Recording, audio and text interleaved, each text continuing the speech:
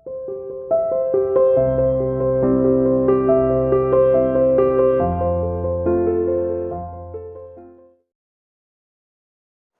students, welcome to CR Internal School online classes. Dear students, today we will discuss lesson number 2, basic accounting terms, part number 4. Dear students, 3 parts हमारे हो चुके हैं basic account terms में. Dear student, mask का प्रयोग करें, hand sanitiser must and keep distance maintain. Stay home, stay safe. Okay students, चलिए आज हम नेक्स्ट प्रीवियस वीडियोज़ के अंदर हमने क्या पढ़ा था. Dear students, expenditure, income, profit, loss, gain, purchase, sale and stock. आज हम नेक्स्ट क्या पढ़ेंगे डियर स्टूडेंट्स. नेक्स्ट हमारा पॉइंट है इन्वेंट्री. इन्वेंट्री क्या है. इन्वेंट्री ज़्यादातर वर्ड इन्वेंट्री और स्टॉक को सिनोनिम एक ही वर्ड प्रयोग किया जाता है, क्योंकि इन्वेंट्री एक ब्रॉड गेज वर्ड है. स्टॉक ही इन्वेंट्री में इंक्लूड है, इसलिए इन्वेंट्री और स्टॉक को एक ही माना जाता है. इन्वेंट्री क्या है. जो मैन्युफैक्चरिंग कंपनीज होती हैं, जो निर्माण करती हैं, वस्तुएं बनाती हैं, उनके लिए इन्वेंट्री वर्ड यूज़ किया जाता है. Inventory such are 4 types. Number 1, एक तो रॉ मटेरियल का इन्वेंट्री होता है, कच्चा माल. एक होता है वर्क इन प्रोग्रेस, WIP. और एक होता है फिनिश्ड गुड्स. और 4th स्टॉक. देखिए स्टॉक वर्ड क्या था, कल भी मैंने बताया था. स्टॉक का मतलब होता है जो ट्रेडिंग, जो व्यापार करते हैं, माल को जब खरीदते हैं, खरीद के माल उसको बेच देते हैं, बेचने पर जो अनसोल्ड ऑफ गुड्स होता है वो स्टॉक कहलाता है. दोज गुड्स अनसोल्ड, जो अभी नहीं बिका है. और ये क्लोजिंग और ओपनिंग होता है. जो बच जाता है वो क्लोजिंग कहलाता है, नेक्स्ट ईयर में ओपनिंग बन जाता है. ऐसे डियर स्टूडेंट्स, जो मैन्युफैक्चरिंग कंपनी होती है सबसे पहले कच्चा माल खरीदती है, रॉ मटेरियल. उसका भी ओपनिंग और क्लोजिंग होता है. फिर में कुछ माल बन जाता है, जैसे मार्कर पेन बनाते हैं, मैं उसके प्लास्टिक के दाने व रॉ मटेरियल होगा.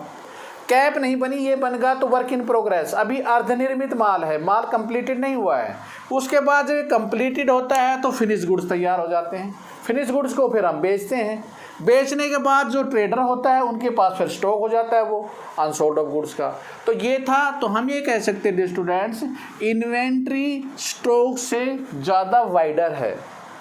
इन्वेंट्री स्टॉक एक ही माना जाता है, लेकिन स्टॉक इन्वेंट्री में इंक्लूडेड होता है. तो ओके स्टूडेंट्स, इन्वेंट्री क्लियर होगी. नेक्स्ट पॉइंट, इन्वेंट्री के बाद स्टूडेंट नेक्स्ट पॉइंट है ट्रेड रिसीवेबल.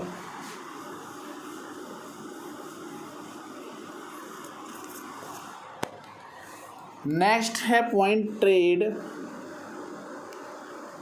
रिसीवेबल. क्या है ट्रेड रिसीवेबल. ट्रेड माने व्यापार होता है, रिसीवेबल माने प्राप्त होगा. ट्रेड माने होता है माल को खरीदना और बेचना. ट्रेड उसे व्यापार कहते हैं. By selling and goods, purchase and selling in the trade. तो यहाँ ट्रेड रिसीवेबल वर्ड क्या होगा डियर स्टूडेंट, 2 चीज़ों का जोड़ है. ट्रेड रिसीवेबल होगा डेटर प्लस BR. अब डेटर क्या होते हैं, सुनना ध्यान से. डेटर का मतलब होता है देनदार. देनदार कौन होगा. आप अपना बिजनेस करते हैं तो आपके पास एक कस्टमर आता है, ग्राहक.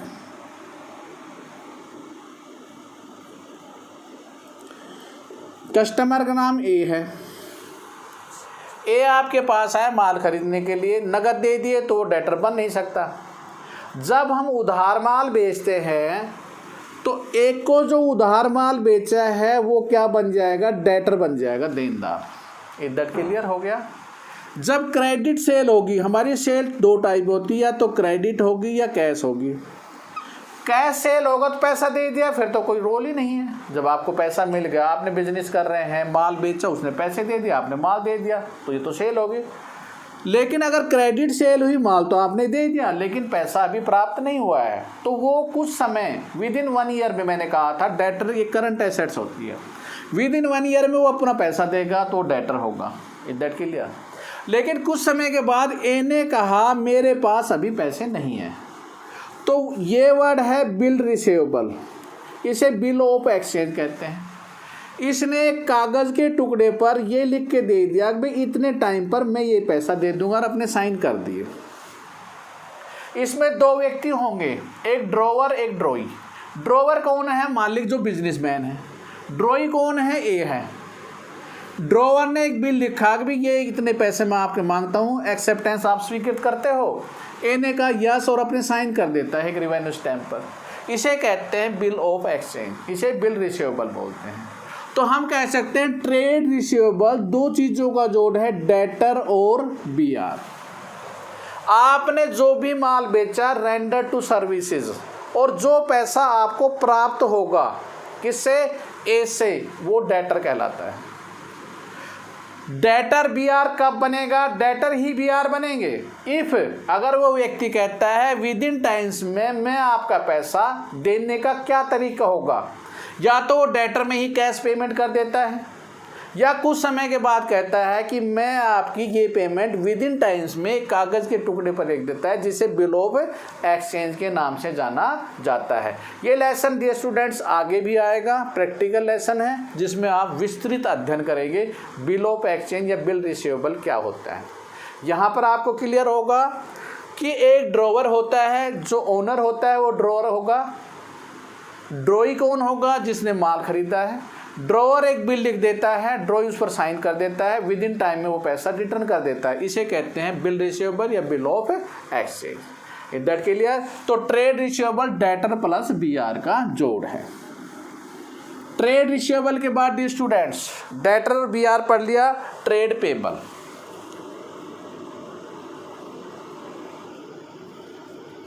नोटेड करना, ट्रेड पेबल ट्रेड रिसीवेबल का रिवर्स है।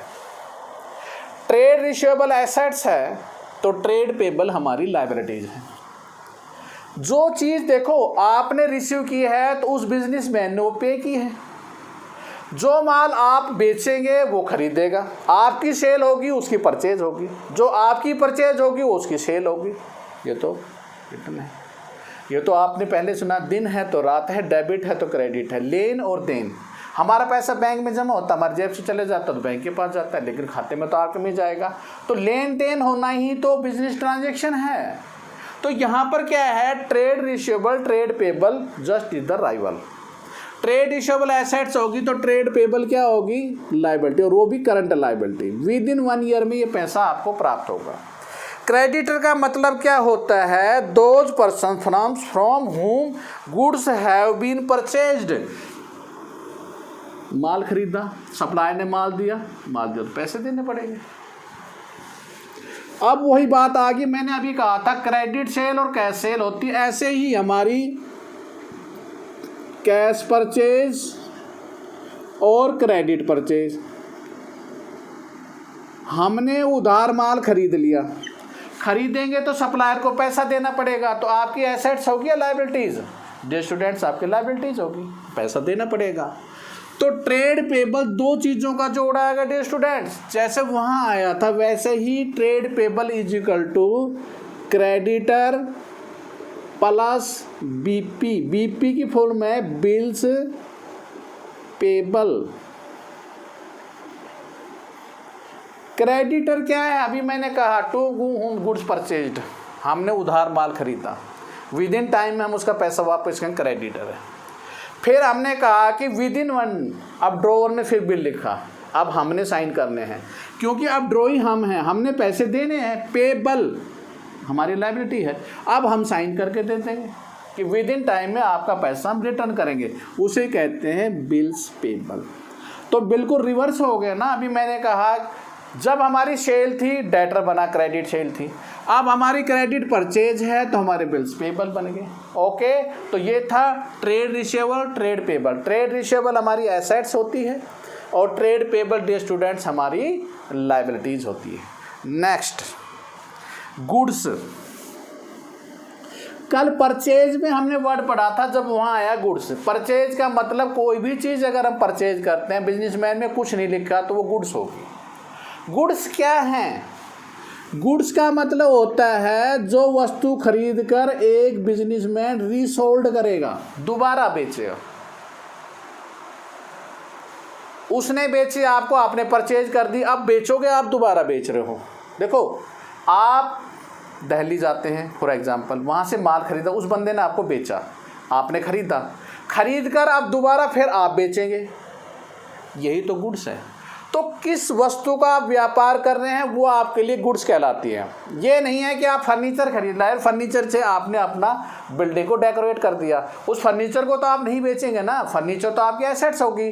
तो गुड्स का मतलब होगा कि things which is purchase for the resale, दोबारा बेचने के लिए जो वस्तु हमने खरीदी है, use for the producing of the finished products, जो निर्मित माल तैयार हमारे पास आता है, जो मैन्युफैक्चर ने मीन्स फिनिश्ड प्रोडक्ट किया है, हमने उसको खरीद लिया है, खरीद कर अब हम उसको बेचते हैं, तो वो हमारे लिए गुड्स कहलाएगी।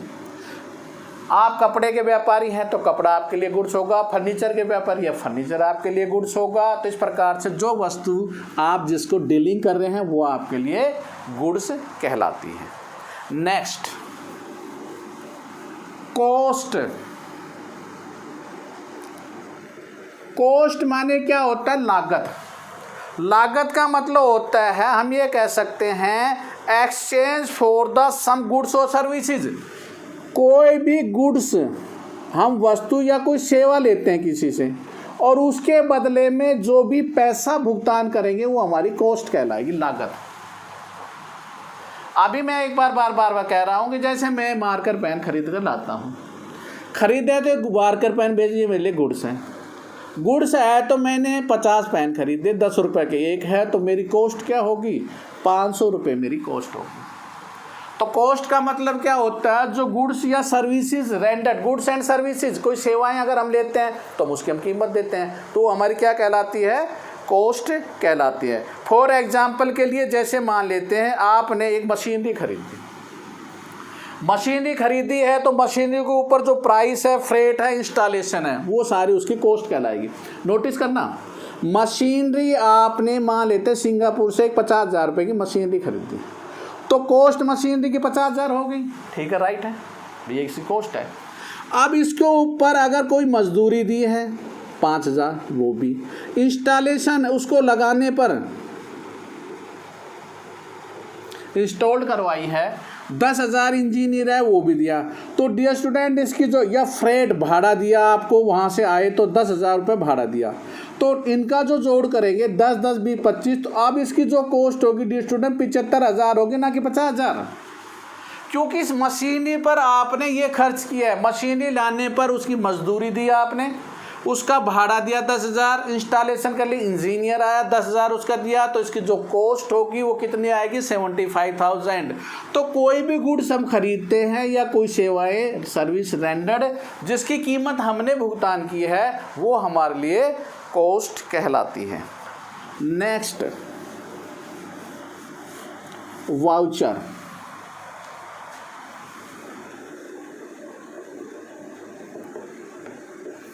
वाउचर क्या है डियर स्टूडेंट? सुनिए ध्यान से।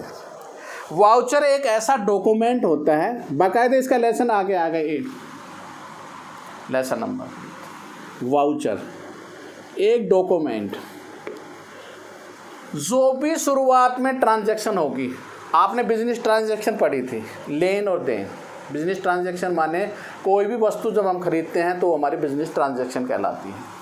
बिजनेस ट्रांजैक्शन पे सबसे पहले जो डॉक्यूमेंट बनाया जाएगा, business which is the business are first of all recorded in the books of account. किताब में सबसे पहले हम जो भी लिखेंगे वो वाउचर कहलाता है। फर्स्ट ऑफ ऑल हम जर्नल एंट्री करते हैं, ledger, trial balance, P&L balance sheet बनाते हैं। अकाउंट्स में जितनी भी बिजनेस ट्रांजैक्शन होगी, जो सबसे पहले first of all write down the document names is called voucher.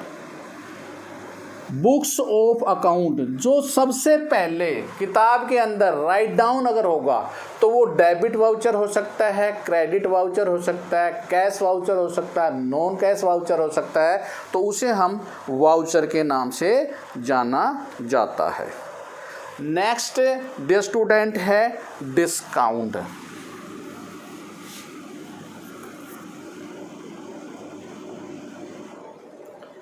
Discount क्या है? डिस्काउंट को छूट कहते हैं। Discount such are two types, notice करना। एक होता है ट्रेड डिस्काउंट और एक होता है कैश डिस्काउंट। ट्रेड डिस्काउंट की पुस्तक में कोई एंट्री नहीं होगी। ट्रेड होता क्या है? ट्रेड माने व्यापार। देखिए, ट्रेड डिस्काउंट का सीधा संबंध है, ज़्यादा आपने नहीं सोचना है। ट्रेड डिस्काउंट होता है प्रमोट टू सेल। मैं अपनी बिक्री बढ़ाने के लिए कोई ट्रेड डिस्काउंट देता हूँ। जैसे 100 की मैं उसको 90 में बेचता हूँ तो 10 रुपये का मैंने डिस्काउंट दे दिया। अब मेरी एंट्री 90 से होगी ना कि 100 से, तो 10 रुपये की कोई एंट्री नहीं होगी। डिस्काउंट सच है ट्रेड डिस्काउंट और कैश डिस्काउंट। ट्रेड डिस्काउंट है प्रमोट टू सेल, मैं अपनी बिक्री को बढ़ाने के लिए भी कोई भी डिस्काउंट प्रोवाइडेड कर रहा हूँ, वो होता है ट्रेड डिस्काउंट। ट्रेड डिस्काउंट की कोई एंट्री नहीं होती। फिर है कैश डिस्काउंट। कैश डिस्काउंट किसे कहते हैं? Prompt to payment. आपने उधार माल बेचा, नोटिस करना ध्यान से। बेचने के बाद आपने उस कैंडिडेट से कहा कि आप हमारी पेमेंट कर दो। उसने कहा आप डिस्काउंट दे दीजिए, ठीक है। आपने उधार के लिए 100 रुपये का माल बेचा। उस व्यक्ति से कहा कि आप अभी मेरा पैसा दे दो। उसने मान ली 6 महीने बाद देने थे, उसे कहा अभी अगर आप देते हैं तो मैं 5% आपको डिस्काउंट देता हूँ। तो वो व्यक्ति हमें अब इस समय कितना रुपए देगा? 95। इसे कहते हैं कैश डिस्काउंट। ओके स्टूडेंट्स, तो आपने यहीं तक करना है डियर स्टूडेंट्स, यही आपका होमवर्क होगा टिल टू डिस्काउंट तक। स्टार्टिंग हमारा इन्वेंट्री था। इन्वेंट्री से होमवर्क क्या होगा डियर स्टूडेंट? इन्वेंट्री से स्टार्ट करके पीडीएफ में जहां मैं हाईलाइट कर रहा हूं, इन्वेंट्री टू डिस्काउंट तक जो हाईलाइट है उसको ही आपने अपनी नोटबुक में राइट डाउन करना है। फेयर नोटबुक में आपने राइट डाउन करना है और लर्न करना है। ओके स्टूडेंट, यही आपका होमवर्क है। If any problem regarding please contact my WhatsApp number 9416586639। Okay student, thank you, stay home, stay safe, good bye, have a good day.